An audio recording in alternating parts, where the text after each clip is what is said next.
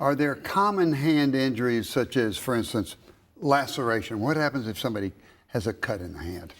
Yeah, very, very good question as far as difference in the laceration. Lacerations in the front side would involve the flexor tendon, so that's what bends the fingers.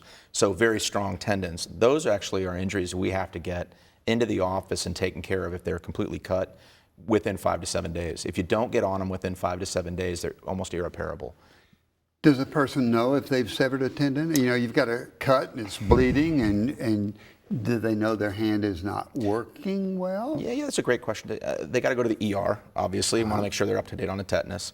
Nerve and vessel injury. So if they're very insensate past the cut, they might have got the digital nerve that sits right there. That's repairable, obviously.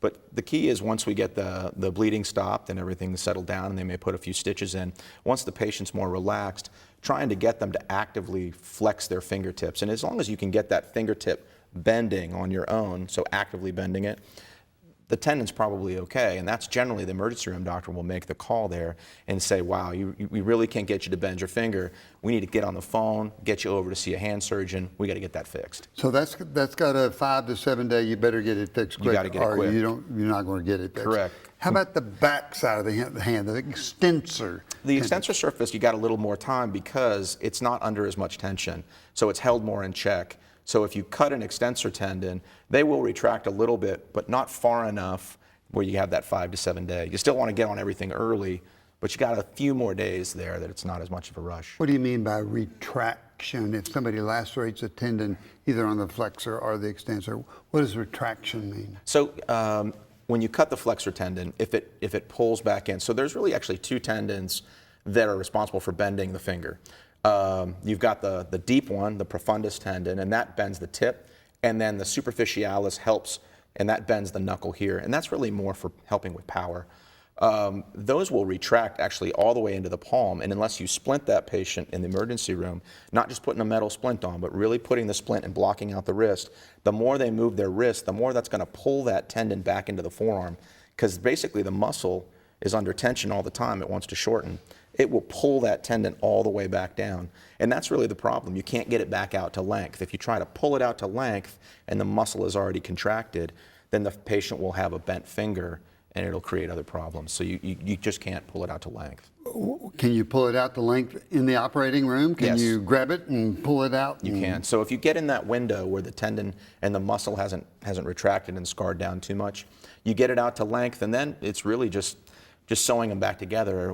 We would teach the residents to learn how to sew these. We would get those rubber worms that you fish with. Yeah. So you would teach them with that. Basically, you cut it in half and then just kind of feed sutures inside. And it's really kind of like you're just locking these internal stitches in the tendon and then sewing them down and pulling it together. And then you repair over the top with some smaller suture and kind of make a nice, easy pathway for the tendon to glide. So when you sew up a tendon that's been completely torn and you fix it, you sew it up like you sew one of the plastic worms, right? And you get it taken care of. What's the recovery time?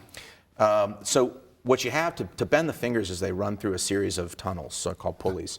So as long as the pulleys are intact, we want to get them moving very quickly. Good studies have shown that the better the repair, so if you've got more strands inside the tendon, the quicker you can get them moving. Because my goal is I want a full fist. The longer you wait on that motion, the more chance you have of it scarring to those pulleys and then patients getting stuck. Similarly, too aggressive, and it can break. So you have to pick a magic time on how much to do and how little to do to get the action going? Right. So your worry point is from the point you get them fixed, roughly a couple days after, to about 28 days after you fix them, before you can really be pretty risk-free of trying to make a fist and pop it. About 6 weeks after you repair them, you start strengthening. By about that 9-week mark, you're really out there doing what you want to do. The tendon's easier to heal on the extensor surface or on the flexor surface? More reliably, the extensor surface it's just easier to fix. The extensor surface, though, is more intricate. There's a lot more things going on. Just to extend your finger, there's different sets of tendons. One's called an intrinsic set, which is inside the muscles in the hand, and the extrinsic, the ones that come from the forearm. So the flexor surface really only has those main flexor tendons, bringing them down. but the backside is more involved with your intrinsics. So if you cut the tendon here and you repair it, you can get those moving pretty quickly and having good glide, and they tend not to stick down because there's no pulleys.